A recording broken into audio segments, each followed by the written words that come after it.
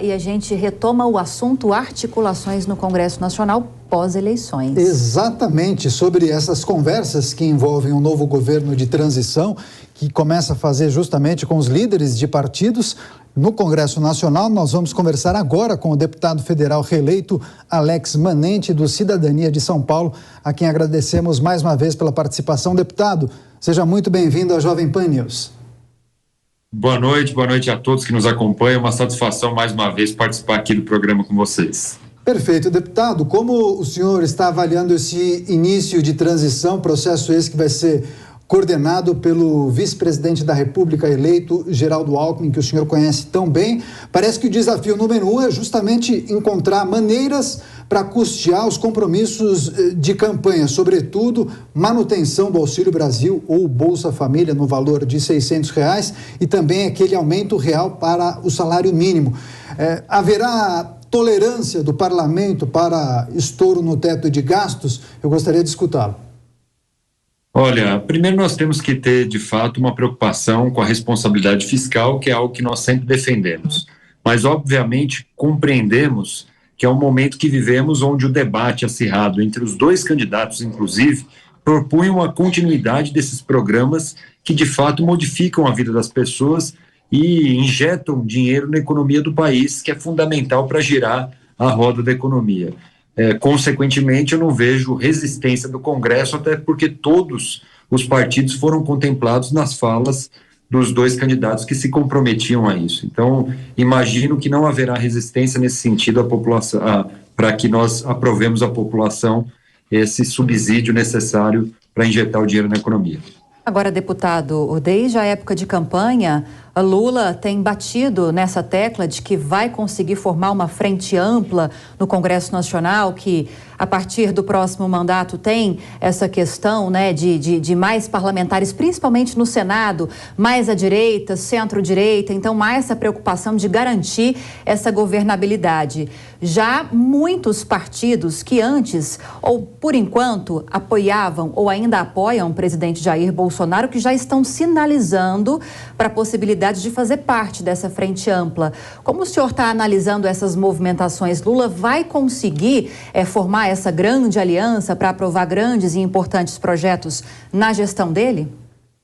Olha, eu não participei da campanha do Lula, então um pouco sei do sentimento pessoal dele. O que eu imagino é que, por necessidade, inclusive, da divisão que existe no país, o presidente eleito terá responsabilidade de formar uma frente ampla para poder superar essas divergências e fazer com que o país caminhe para o desenvolvimento. Esse é um papel, uma responsabilidade que ele terá ao assumir esse governo e essa missão. Para isso é necessário integrar no Congresso Nacional partidos que têm visões ideológicas parecidas, e eu imagino que o grande debate tem que ser de propostas e não pautado na governabilidade ou na oposição, porque, na minha opinião, é isso que prejudica o nosso país. Nós precisamos ter independência de apoiar e afirmar as pautas que cada partido acredita e fazer como no Auxílio Brasil ou no Bolsa Família, onde todos se comprometeram a que isso ocorresse, para que possam aprovar projetos de relevância ao país. Eu acho que essa posição de governo ou oposição é o que gera, de fato, a instabilidade política, porque se faz tipos de negociações que não são mais as mais adequadas e que a população espera ver. Perfeito. Eu quero dar boas-vindas às pessoas que chegam agora ao Jornal Jovem Pan e que acompanhavam a Voz do Brasil em nossa rede de rádios. Nós estamos conversando com o deputado federal reeleito Alex Manente, do Cidadania de São Paulo, tratando justamente sobre as perspectivas para 2023. E agora seguimos com a pergunta do nosso comentarista Rodrigo Constantino. Boa noite, deputado. Exatamente sobre essas práticas a que o senhor se refere, a gente sabe que no passado, quando o PT era governo, não foram das melhores, né? A gente conheceu aí o esquema do mensalão, que foi denunciado e tudo mais. O que o Congresso pode fazer hoje, aqueles que, obviamente, não têm nenhum interesse em participar de algo assim, para fiscalizar ou impedir a volta dessas práticas? Olha, primeiro nós temos que avançar as pautas de combate à impunidade e à corrupção no país. Acho que são pautas que precisam ser novamente debatidas, até porque o grande calcanhar de Aquiles, podemos chamar assim, do presidente eleito é exatamente essa conexão, de alguma maneira, com a corrupção. Por isso, é fundamental que tenhamos essas pautas que vai dar, inclusive ao próprio presidente, as condições de não ser rotulado por essa prática ou não.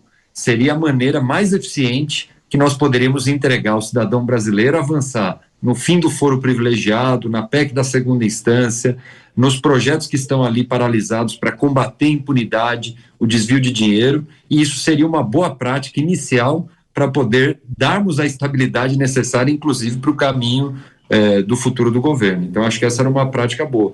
E eu acho que a gente precisa mudar essa relação até do debate com o próprio Congresso Nacional.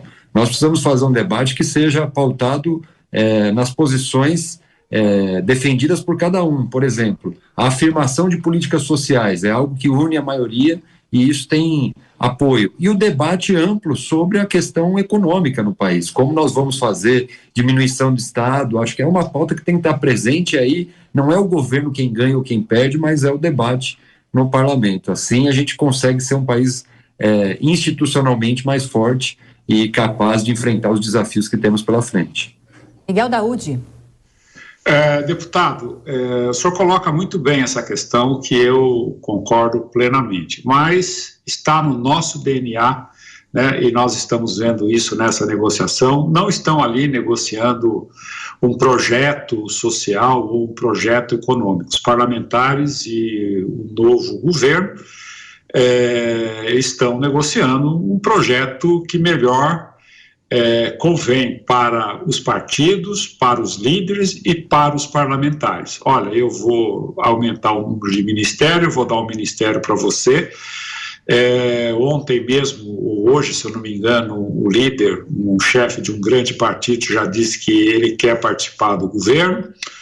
Os partidos que apoiam, né, o presidente Jair Bolsonaro também já estão negociando ministérios, já estão negociando emendas.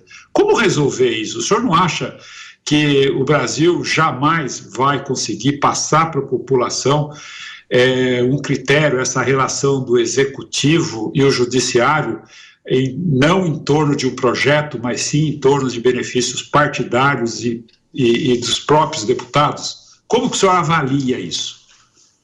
Eu avalio que nós estamos exercitando nossa democracia há pouco tempo. E imagino que esse também é um papel do eleitor, que a cada eleição se posiciona de maneira mais enfática, exigindo que o seu representante tenha posturas de acordo com aquilo que ele se propõe durante uma campanha eleitoral. Então, nós tivemos uma campanha acirradíssima no Brasil, onde as posições de cada um tiveram que ficar muito claras para que a sociedade cobrasse esse resultado depois. E eu acho muito difícil nós conseguirmos ver partidos darem grandes guinadas e sobreviverem, porque, obviamente, a população está muito atenta a isso. E acho que esse amadurecimento do processo democrático fará com que o Brasil repudie esse tipo de prática que não gera o benefício que a sociedade merece. Então, eu estou com boa expectativa, acho que a eleição foi a mais acirrada que o Brasil já teve, que trouxe coisas negativas, mas trouxe coisas positivas, que é a participação efetiva do eleitor, conhecendo um pouco melhor o que cada um pensa, para não ter grandes guinadas com o único objetivo do poder individual, que eu acho que essa prática vai diminuindo com o tempo e o amadurecimento da democracia. Deputado, comentava-se muito quais seriam as prioridades do Congresso Nacional caso Jair Bolsonaro fosse reeleito. Ele acabou não conseguindo a reeleição, Lula venceu o pleito. Aquelas reformas previstas, tão importantes e aguardadas, tributária e administrativas, continuam sendo prioridade do Congresso Nacional? Que outras pautas podem ganhar força e que o senhor fica preocupado? Olha, eu imagino que reforma estruturante o Brasil precisará. Não é uma questão apenas de governo, é uma questão de necessidade, porque não há como se desenvolver o Brasil sem fazer, por exemplo, a reforma tributária. Essa é uma responsabilidade, eu sempre digo o seguinte, eleição tão acirrada que o Brasil deu um privilégio a um presidente eleito nessas eleições, que já conhece, que teve todas as suas questões debatidas pelo país, e ele terá a obrigação de fazer reformas que são estruturantes para o Brasil, e essa será a nossa exigência e o nosso papel, que a reforma tributária ocorra, que a reforma administrativa tão aguardada para poder dar condições de termos investimento e nem sempre ficar furando o teto de gasto, consiga dar investimento de fato ao país E eu acredito que são essas pautas que nós vamos exigir que elas continuem ocorrendo, porque o Brasil precisará, não é um governo ou outro, um presidente ou outro, quem precisa é o país, senão nós não conseguiremos disputar nada mundialmente. Agora, deputado, o senhor tem informações de como estão as negociações em relação às chamadas emendas de relator ou o orçamento secreto? Porque Lula criticou bastante e tentou associar esse mecanismo à figura do presidente Jair Bolsonaro, levando o combate à corrupção para dentro desse mesmo balaio, toma lá da cá. E, apesar disso, muitos parlamentares têm tentado, nos bastidores, fazer com que o presidente eleito Lula mantenha essas emendas no orçamento, nesse momento em que o orçamento está sendo discutido para outras questões também. Como estão essas discussões? O senhor tem informações a respeito disso? Muito superficialmente, até porque o próprio presidente, pelo que eu sei, e as notícias que recebo da imprensa, inclusive, ele está viajando, não está debatendo absolutamente nada. Então, eu sei muito pouco sobre isso. A questão é que o orçamento está sendo debatido no país. E quando nós falamos das emendas de relator, que até outro dia, para parte de setores, era orçamento secreto e se transformou agora em emenda de relator, mostra de fato que nós precisamos amadurecer isso com a própria sociedade, porque nada mais é do que o recurso enviado a cada cidade de maneira talvez desproporcional, que é isso que precisa ser corrigido para poder continuar tendo investimentos no país. Então, acho que com a responsabilidade de quem foi eleito, tratará esse processo como uma emenda de relator que precisa ser aprimorada para chegar no destino correto à população.